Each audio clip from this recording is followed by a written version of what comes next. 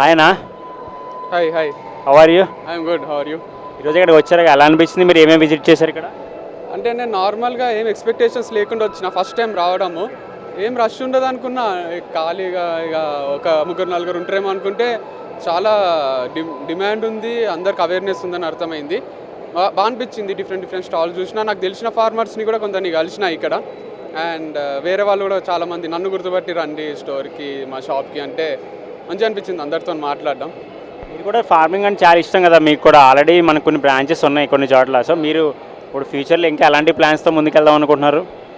So future plans అంటే అంటే everything starts from zero.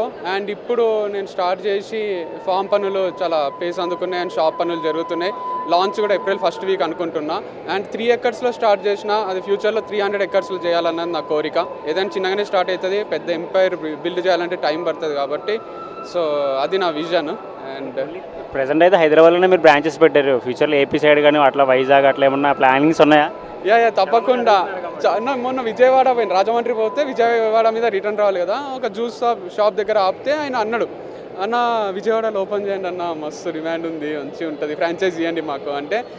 నాకే ప్రోడక్ట్స్ దొరుకుతలేవు జెన్యూన్వి, దొరికినప్పుడు తప్పకుండా ఇస్తా అని చెప్పిన. జైరాబాద్ పోయినప్పుడు కూడా మొన్న మా సొంతూరు సంగారెడ్డి దగ్గర మా అన్న ఫ్రెండ్ అంటున్నాడు, జైరాబాద్లో పెట్టరా ఒకటి మంచిగా ఉంటుంది అంటే, పెడతా అన్న. సో తప్పకుండా ఇస్తా ఫ్రాంచైజ్లు, కానీ it will take some time అండి.